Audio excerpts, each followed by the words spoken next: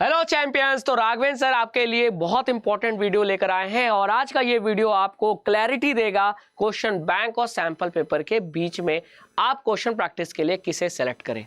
और इस बात पे क्लैरिटी जब आपको मिल जाएगी तो बोर्ड एग्जाम में क्वेश्चन प्रैक्टिस, आंसर प्रेजेंटेशन को इम्प्रूव करना, ये सारी चीज़ें आराम से आप कर पाओगे और बोर्ड एग्जाम में ला पाओगे मोर देन 95% मार्क्स।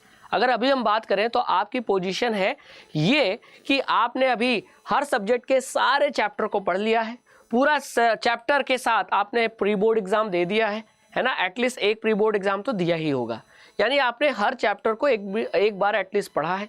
लेकिन अब बात केवल पढ़ने तक सीमित नहीं है, अब आपको क्वेश्चन लिखना भी आना चाहिए, वो भी प्रॉपर प्रेजेंटेशन के साथ, वो भी टाइम मैनेजमेंट के साथ, क्योंकि टाइम फैक्टर अभी तक नहीं था लेकिन अब इंपॉर्टेंट रोल प्ले करेगा। अगर आपने प्री बोर्ड दिया होगा तो आपको 3 घंटा हो सकता है कि कम पड़ गए हों। क्यों? क्योंकि आपका टाइम मैनेजमेंट अभी अच्छा नहीं है। तो टाइम मैनेजमेंट को इम्प्रूव करना, क्वेश्चन का प्रैक्टिस करना और आंसर प्रेजेंटेशन को इम्प्रूव करना, ये होगा कैसे? क्या इसके लिए आपको क्वेश्चन बैंक लगाना पड़ेगा? क्या आपके लिए इसके लिए सैम्पल पेपर लगाना चाहिए? दोनों में आपके लिए बेस्ट क्या है, मैं आपको बिल्कुल क्लैरिटी के साथ बताऊंगा। तो चलिए कैसे कंपेयर करके बताता हूं मैं, ध्यान से देखिएगा। देखो, अगर हम बात करें, अगर आपको चैप्टर वाइज क्वेश्चन प्रैक्टिस करनी है तो क्या बेस्ट रहेगा? अभी तक आप क्या कर रहे थे? चैप्टर पढ़ रहे थे और उस चैप्टर का क्वेश्चन लगा रहे थे। तो अगर आप मार्केट में कोई भी क्वेश्चन बैंक खरीदिएगा तो क्वेश्चन बैंक में क्या होता है, हर सब्जेक्ट के चैप्टर वाइज क्वेश्चन रहते हैं। जैसे आपने साइंस का चैप्टर पढ़ा लाइव प्रोसेस, तो लाइव प्रोसेस का जो सारे क्वेश्चन हैं आपको एक जगह मिल जाएंगे। फिर कंट्रोल एंड कोऑर्डिनेशन का अलग, लाइट चैप्टर का अलग, एसिड बेस एंड सॉल्ट का अलग। तो इस तरीके से हर चैप्टर के क्वेश्चन आपको मिलेंगे प्रैक्टिस के लिए क्वेश्चन बैंक में, ठीक है। लेकिन सैंपल पेपर में ऐसा नहीं होता है। सैंपल पेपर में आपका जो पूरा सब्जेक्ट का सिलेबस है उससे मिक्स करके क्वेश्चन आते हैं। हो सकता है पहला क्वेश्चन चैप्टर नंबर 5 का हो तो जो दूसरा क्वेश्चन है वो चैप्टर नंबर 1 का हो, है कि नहीं? तो सैंपल पेपर में जो भी क्वेश्चन रहता है वो मिक्स रहता है, चैप्टर वाइज नहीं रहता। क्योंकि जब आप फाइनली बोर्ड एग्जाम देंगे तो बोर्ड एग्जाम में चैप्टर वाइज क्वेश्चन थोड़ी आएगा। तो बोर्ड एग्जाम की तरह ही तो सैंपल पेपर होता है। तो अगर आपने चैप्टर पढ़ा है और अगर आपने चैप्टर के क्वेश्चन नहीं प्रैक्टिस किए हैं तो आपके लिए बेटर रहेगा क्वेश्चन बैंक। क्या बेटर रहेगा? Question bank. तो चैप्टर वाइज क्वेश्चन प्रैक्टिस के लिए सैंपल पेपर बेटर नहीं रहता, क्वेश्चन बैंक बेटर रहता है, ठीक है। तो अगर आपने, जैसे आपको लगता है कि मैंने लाइफ प्रोसेस चैप्टर पढ़ा, मैंने लाइट चैप्टर पढ़ा, मैंने इलेक्ट्रिसिटी चैप्टर पढ़ा और उस इलेक्ट्रिसिटी चैप्टर के केवल मुझे क्वेश्चन प्रैक्टिस करने हैं ताकि उस चैप्टर के सारे कंसेप्ट मेरे क्लियर हो जाए, तो आप क्वेश्चन बैंक प्रेफर कीजिए, ठीक है। और चैप्टर वाइज क्वेश्चन प्रैक्टिस के लिए सैंपल पेपर बेटर नहीं रहता। लेकिन अगर प्रेजेंट की बात करें, अभी आपने चैप्टर वाइज क्वेश्चन कई बार प्रैक्टिस किया होगा, आपने पूरा सिलेबस पढ़ लिया है। अब आपका प्रायोरिटी ये होना चाहिए कि अगर मुझे प्री बोर्ड देना है, बोर्ड के पहले तो अभी आप स्कूल में प्री बोर्ड दोगे, प्री बोर्ड में पूरा सिलेबस पूछा जाएगा, तो आपको प्री बोर्ड एग्जाम के हिसाब से 3 घंटे में वो सारे क्वेश्चन मिक्स जो पूछे जा रहे हैं आपके सिलेबस से, उसका आंसर आपको 3 घंटे में लिखना है। तो इसकी प्रैक्टिस कौन कराएगा? तो कंप्लीट सिलेबस के क्वेश्चन की प्रैक्टिस 3 घंटे में वो सैंपल पेपर कराएगा। तो इसके लिए अगर आप चूज करेंगे कौन बेस्ट है तो वो है सैंपल पेपर।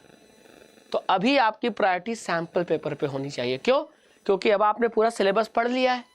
अब पूरे सिलेबस पढ़ने के बाद आपको 3 घंटे में टोटल क्वेश्चन का आंसर लिखना है और इसके लिए आपकी स्पीड मैटर करनी चाहिए।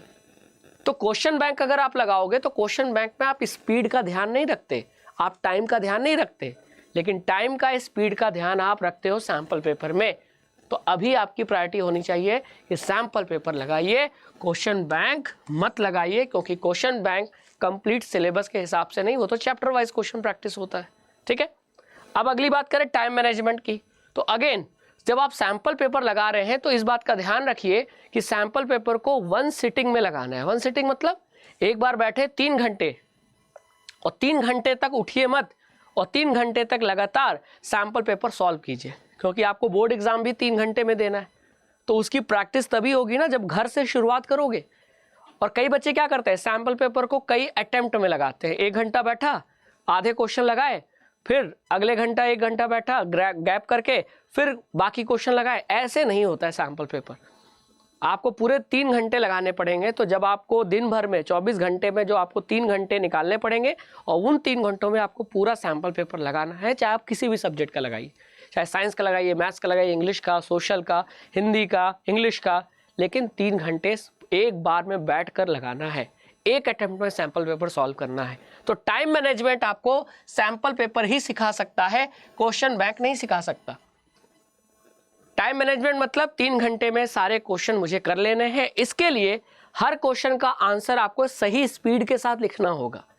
ये नहीं कि किसी क्वेश्चन में ज़्यादा समय लगा दिया। तो अगर आप किसी क्वेश्चन में ज़्यादा समय लगा रहे हैं, मतलब किसी दूसरे क्वेश्चन के आंसर में आपको समय नहीं मिलेगा। तो आपको हर क्वेश्चन को बराबर समय देना पड़ेगा, और ये टाइम मैनेजमेंट आपको सैंपल पेपर सिखाता है। तो ये सबसे बड़ा फायदा है, एडवांटेज है सैंपल पेपर को सॉल्व करने का। और अगली चीज़ है आंसर प्रेजेंटेशन। जब आप चैप्टर वाइज क्वेश्चन सॉल्व करते हो ना, तो आंसर आपने कितना बढ़िया तरीके से लिखा है, आपने फ्लो चार्ट बनाया है कि नहीं, डायग्राम बनाया है कि नहीं, इस पर ध्यान नहीं रहता।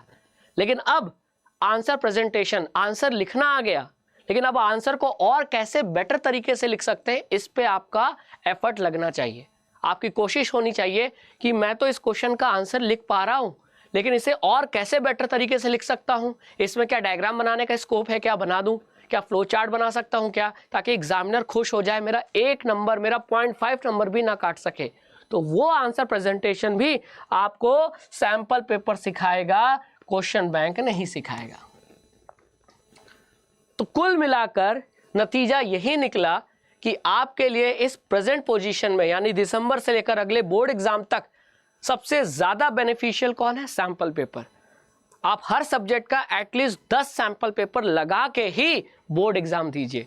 ये मेरी गारंटी है कि आपके हर सब्जेक्ट में, अगर आपके बोर्ड एग्जाम तक अगर आपने 10 सैंपल पेपर लगा लिए, तो 10 सैंपल पेपर में आपकी कमियां पता चल जाएंगी आपको, और आप कितना स्कोर कर रहे हो ये आइडिया लग जाएगा।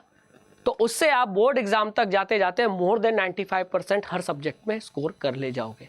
ठीक है। और अगर सैंपल पेपर के बाद अगर आपको पास समय बचता है, तब क्वेश्चन बैंक पे जाइए और क्वेश्चन बैंक के क्वेश्चन प्रैक्टिस कीजिए।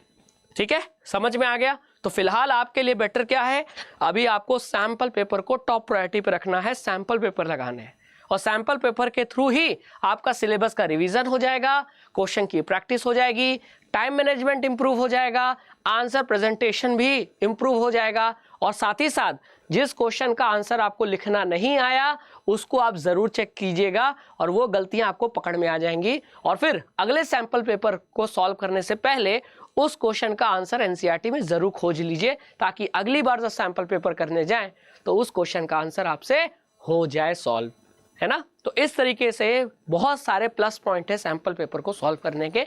बस आपको हर सब्जेक्ट के 10 सैंपल पेपर लगाने ही लगाने हैं। ठीक है, ये टारगेट लेके चलेंगे तो अपने आप आपको मोर देन 95% लाने से कोई रोक नहीं सकता। तो सर ये बता दीजिए, ठीक है आपने सैंपल पेपर की प्रायोरिटी बता दी, इंपॉर्टेंस बता दिया, लेकिन कहाँ से खरीदें? मैं बताता हूँ। बहुत ही कम प्राइस पर हम आपको सैंपल पेपर अपने ऐप पर अवेलेबल करा रहे हैं, हम आपको क्वेश्चन बैंक भी अवेलेबल करा रहे हैं। अब आपका डिसीजन है आपको क्या परचेस करना है। ठीक है, अगर आप अड्डा 24/7 ऐप पे जाएंगे तो यहाँ अगर मैं आपको दिखाऊं, ये देखिए, वैसे तो हमारे ऐप पर बहुत सारे प्रोडक्ट हैं, लेकिन अगर क्वेश्चन बैंक देखना है आपको तो क्वेश्चन बैंक भी अवेलेबल है 116 रुपये में। सिर्फ 116 रुपये में साइंस का सैंपल पेपर आपको, सॉरी, क्वेश्चन बैंक मिल जाएगा। ठीक है, तो सब्जेक्ट वाइज क्वेश्चन बैंक भी अवेलेबल है, और साथ ही साथ अगर आपको सैंपल पेपर लेना है तो यहाँ हमने आपको सैंपल पेपर की एक टेस्ट सीरीज बना दी है, जिसमें केवल एक सब्जेक्ट का नहीं, सोशल स्टडीज़ यानी सोशल साइंस, साइंस, इंग्लिश और मैथ्स, चारों सब्जेक्ट के आपको सैंपल पेपर मिल जाएंगे केवल 149 में, और वो भी एक सैंपल पेपर नहीं, 10 सैंपल पेपर। तो 4 सब्जेक्ट के हो गए 40 सैंपल पेपर, और वो 40 सैंपल पेपर केवल 149 में। बस आपको कोड अप्लाई करना है और ये सैंपल पेपर ले लेना है। तो डिसीजन आपका है कि आपको क्वेश्चन बैंक लेना है कि सैंपल पेपर, और ये वादा है कि इतने कम प्राइस पे आपको इतने सारे सैंपल पेपर कोई और दूसरा प्लेटफॉर्म ऑफर नहीं करेगा, बिल्कुल नहीं करेगा। ठीक है, तो अगर आपको सैंपल पेपर खरीदना है तो आप अड्डा 24/7 का ऐप इंस्टॉल कीजिए। ऐप इंस्टॉल करने के बाद K-12 कैटेगरी में जाकर क्लास 10 सेलेक्ट कीजिए, और जब आप वहाँ प्रोडक्ट पे जाएंगे यानी स्टोर पे जाएंगे तो आपको ये सैंपल पेपर दिखेगा चारों सब्जेक्ट का, जो कि आपको अराउंड 149 में मिल जाएगा। इसे UPI के थ्रू पेमेंट करके परचेस कर लीजिए, और इसमें जितने सैंपल पेपर दिए गए हर सब्जेक्ट के 10 सैंपल पेपर हैं वो लगाइए, और अपने टाइम मैनेजमेंट को इम्प्रूव कीजिए, आंसर प्रेजेंटेशन को इम्प्रूव कीजिए, और ओवरऑल मार्क्स को इंक्रीज कीजिए। Thank you so much.